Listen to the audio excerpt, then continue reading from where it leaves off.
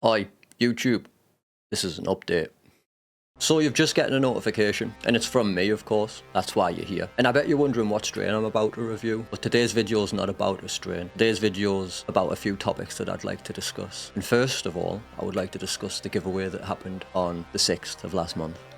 We had a winner, and that winner has only just gotten involved with medical cannabis. And I will pop up the kit that they won on screen for you now. I was told that their first day of using the kit, after struggling with a portable device, was a game changer for them. So that is fantastic news. That's exactly who we were hoping. Obviously, we couldn't govern it. We could govern it, but we couldn't govern it too far, right? But we were all hoping that that would be the case. So it's fantastic to hear that, and it's also great to actually see that the giveaway from the winner, like the picture, because I hadn't actually physically, I knew what the kit was going to be, right, but I hadn't actually physically saw the kit, because to save shipping items left, right and centre, we just decided I ran the giveaway and then Matt would ship directly to the winner. So to actually see it is great. It's an awesome little bit kit to get started in the medical cannabis scene, so thank you, Matt, once again for making that possible. Really appreciate that, thank you. And with that being said, I do aim to arrange some more giveaways in the near future. As of right now, I don't have any giveaways in the foreseeable. If you have any ideas of items that you'd like to potentially see up for grabs in a giveaway, leave a comment and I will most definitely say what I can do. We can only try. So just quickly before I get into the next section and the topic that I would like to discuss, I'd just like to tell you a little bit about myself.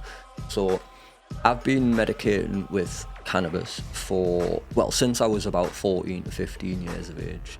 Now initially I did start off and I just thought it was cool. I was getting high, stoned, baked, whatever you want to call it.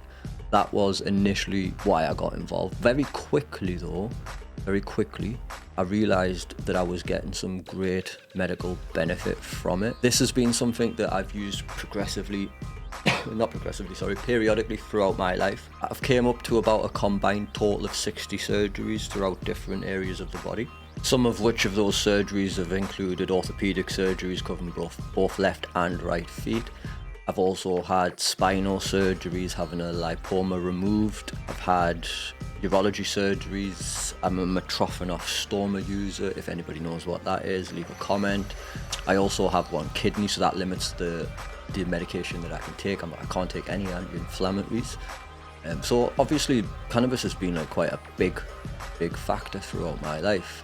Just down to the side of me here, I have documentation back from as early as 2006, 2007, where I refused traditional pain relief in the form of Oromorph or morphine, etc., paracetamols, like anything basically. And I'd signed the forms to say that you won't be giving me that, and that I will be using my own form of pain relief, which would be cannabis, and just requested a wheelchair so that I could get myself out to a suitable location in order to medicate. So I just wanted to like put that in there, just so you get an understanding before I start moaning about some stuff, the position that I'm speaking from.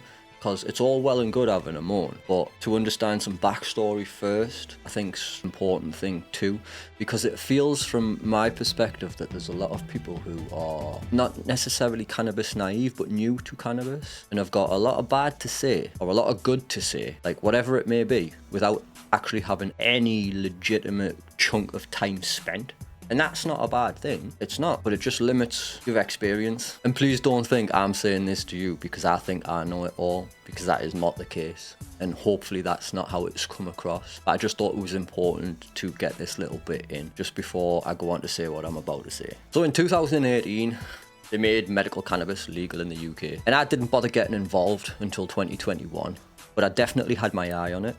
And in 2021, when I did get involved, I got involved with Sapphire Medical Clinics, who are now known as Cure Relief. And I think, if I remember right, and memory serves me, I think I stayed involved with Sapphire at the time for 3 months before the absolute shambolic customer service, which is still a thing today, and the restrictiveness of the clinic, which is still a thing today, turned me away pretty much, for lack of a better term. Wasn't involved with the medical cannabis for a little while. I returned under the same clinic, which were now known as Cure Relief. After 1 month of noticing that Cure Relief Sapphire's process and system and the way that they decided they wanted to work hadn't changed, and the fact that they were very restrictive on what strains you could. In fact, if you wanted to request another strain, it was a £50 discussion, which is still the case now, unless you're coming up to your 3-month follow-up appointment, which then obviously you can discuss within that appointment. But if you want to just straight discuss, unless it's not one of your alternatives in your drop down, then you have to pay for a discussion, which is bonkers and restrictive to the point that I decided to walk away from said clinic and got involved with Medica. So Medica, from a cost affordability point of view, was great. I paid the £200 up front for no further costs in regarding consultations, no repeat prescription costs. However, the lack of efficiency over at Medica was something that I just wasn't able to deal with. I'm not a person who can time to put my medication in 10 days in advance of needing it. I don't work like that. So after a month and £200 out of pocket with the lack of efficiency of customer service, actually no, 2 months, which is not a long time. Some of you are going to tell me, I'm aware of that. However, I decided to jump ship pretty quickly. £200 out of pocket, and I moved over to Integral, which is the gold standard in my opinion, and the other gold standard for efficiency, for customer service, for how you're made to feel during the process, the little additives that they do in regards to you get your prescription in a little prescription bag, you get your physical prescription printed off for you so that if you go out traveling, you've got it already printed. It's not something that you need to additionally worry about. So that's great. There's the little things matter sometimes to create a bigger customer service experience, right? Or a better customer service experience, sorry. However, when you've been involved for the length of time that I have, you don't require any customer service per se. Converts to the consultation fees / additional fees that you seem to incur. And this is across the board, not just singling out one clinic. However, I'm obviously now with Integral. Now, I think my chats, conversations, follow-up consultations that I pay £49 for, no doubt, on top of a £10 repeat prescription fee, on top of the medications, which I'm aware I need to pay for, obviously. Those chats last 3 to 4 minutes, 5 maybe. Now, do you justify a 3 to 5 minute chat for £49? And that's at a reduced cost, and I still think it's extreme. Essentially, to sum it up, what I'm getting at is it's not sustainable. And it's not sustainable from the medication costs, to the clinician's fees, to the overhead fees, to the additional fees. It's just not sustainable. It's not being marketed to the correct people for the progression that we all say that we want. Now, the whole premise of the marketing right now is marketing to the people that don't have an option, that only can say yes. If I don't have an option, I'm going to pay £10 a gram, £13 a gram. I'm fortunate in that I have alternative options. I understand that there's many patients out there that don't, but that doesn't say that they should be bullied into paying inflated prices for subpar product. Some of you in the comments are going to tell me that it's working great for you. Great. I'm ecstatic for you. Honestly, you can't see it, but I'm doing backflips, and I genuinely am. However, that's never going to take away from my experience or someone else's bad experience. Your good experience is great, I'm happy for you, but it never cancels out someone's bad experience. So just bear that in mind. So to round it up, because I did say at the beginning of this video that I didn't want to ramble on too much, and I feel like I have been rambling on for a considerable amount of time. As it stands right now, in my opinion, and I am going to be getting some meds, so there is going to be some strain reviews coming, so it's not that there won't be, but I am struggling to justify the extortionate money that the medical industry are trying to say is justifiable for us to spend as patients or pay as patients. But anyways, I'm almost,